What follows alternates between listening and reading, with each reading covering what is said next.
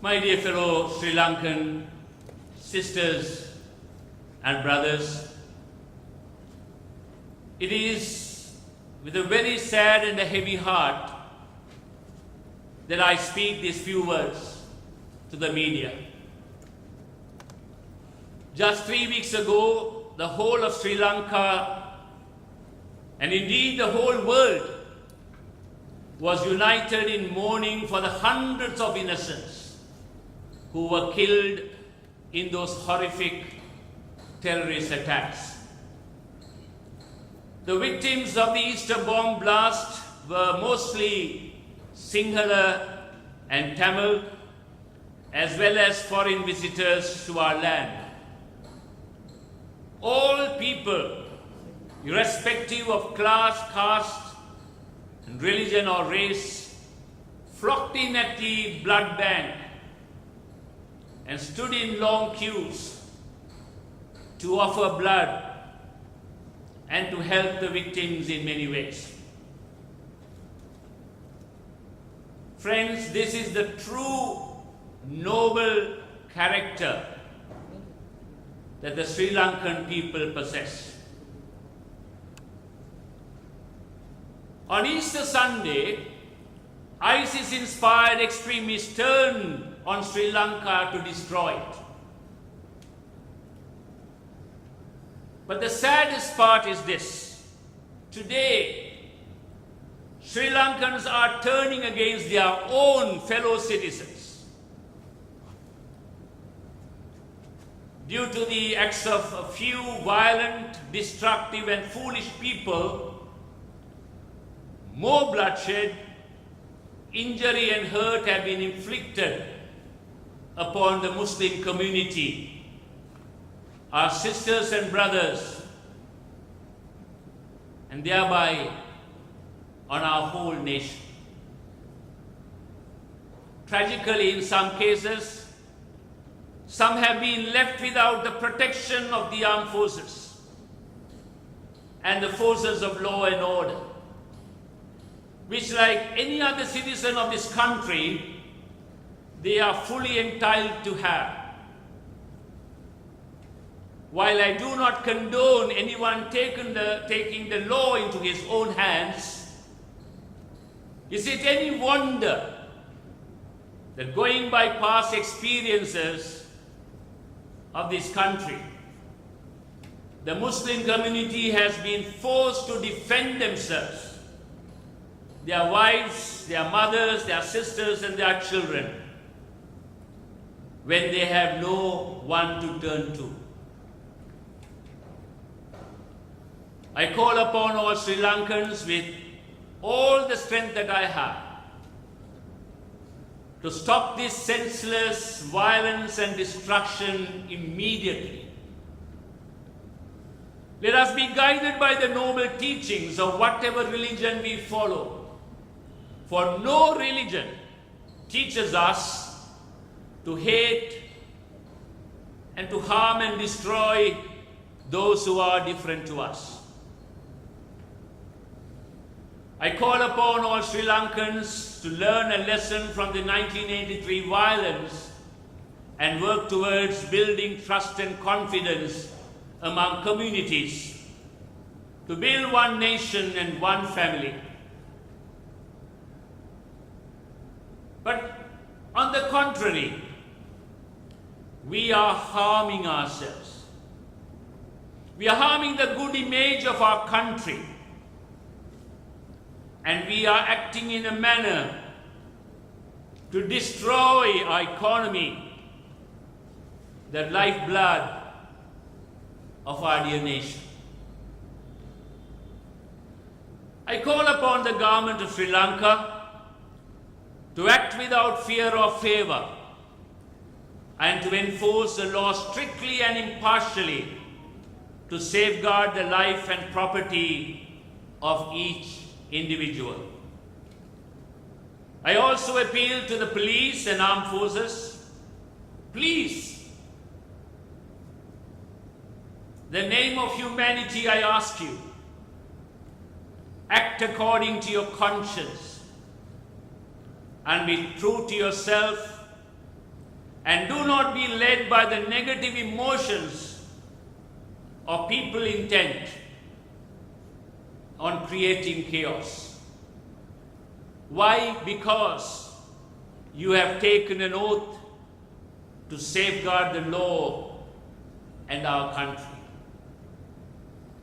All I can offer at this moment are my folded hands in prayer unto the living God to bring healing upon this broken, shattered, bleeding nation of ours. Thank you, and may God bless you and heal our country, Sri Lanka. About the schools under your administration, have you all decided when you all will be reopening, or is that decision not taken as yet?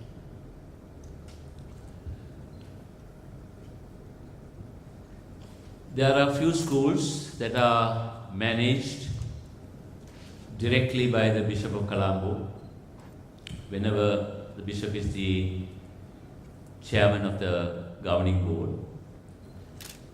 And there are some schools that are managed by a governing body.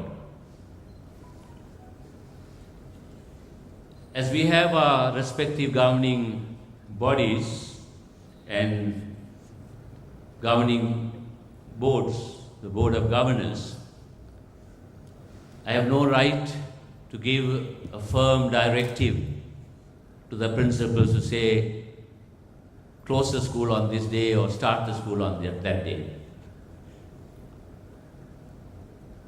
But we have given them guidelines to safeguard the security of every child, every teacher, every parent,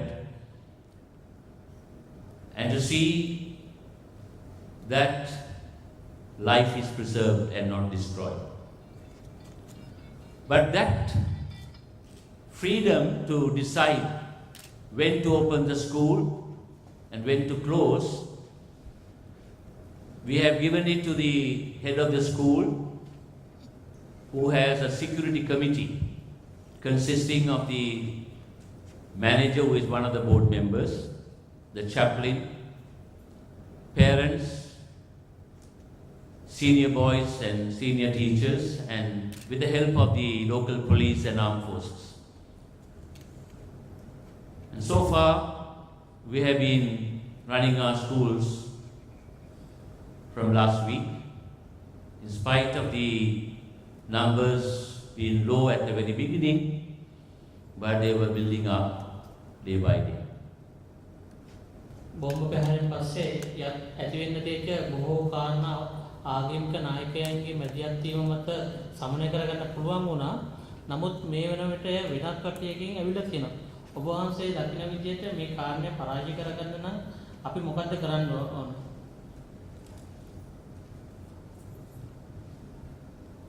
ජයග්‍රහණය කරා යනවා නම් දේශපාලකයන්ගෙන් අපි මිදෙන්නට ඕනේ. සමහර දේශපාලකයන් තමුන්ගේ වාසිය වෙනුවෙන් මේ තත්වය පාවිච්චි කරනවා ඡන්දය ලබා ගන්නට. ඒ නිසා ආගමික නායකයන්ට මේක ලේසි පහසු වෙලක් නෙවෙයි. අපිට පුළුවන් ජනතාව අමතන්න, හරි මාර්ගයේ යන්නට ඔවුන්ව උනන්දු කරවන්න. හැබැයි මම හිතනවා සමූහයට වගකීමක් තියෙනවා. අන් අයව හරි මාර්ගයේ යවන්නට. දේශපාලක වාසි වෙනුවෙන් වැඩ කර නැතුව ජනතාවගේ යහපත්කම වෙනුවෙන් කැපවී වැඩ කරන්නට ඒ අයව ශක්තිමත් කිරීම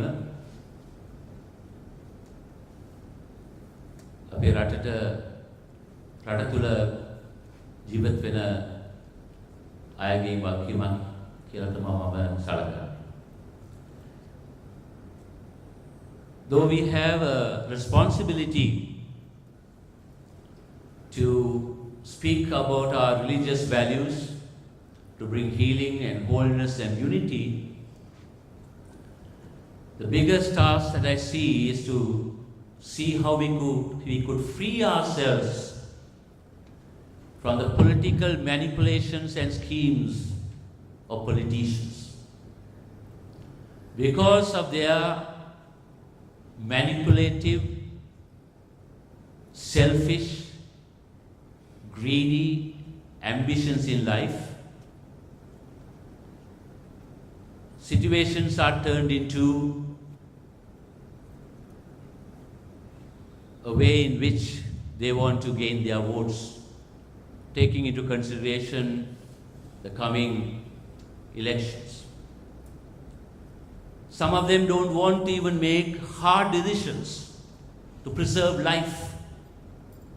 Why? Thinking that they would lose their vote base. So it is a hard task, and I believe that every citizen in this country has a responsibility to educate one another and to see that we don't fall into the clutches of such people, and that we work towards the deliverance of our suffering masses.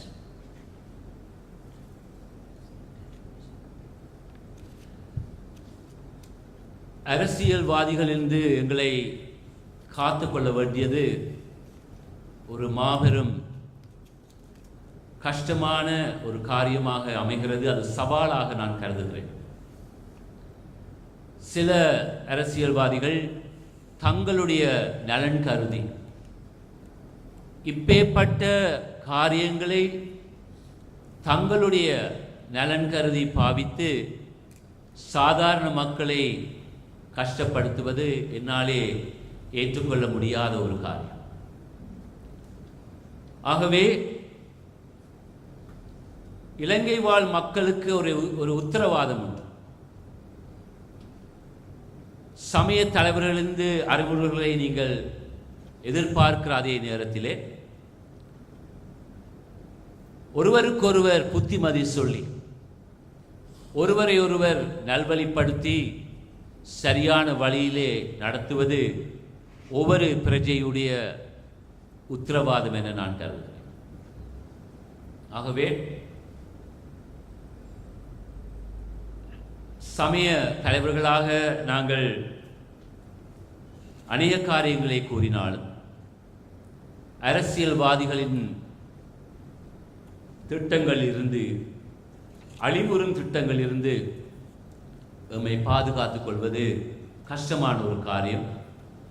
ஆனால் அது ஒரு முக்கியமான ஒரு காரியம், தேவையான ஒரு காரியம்.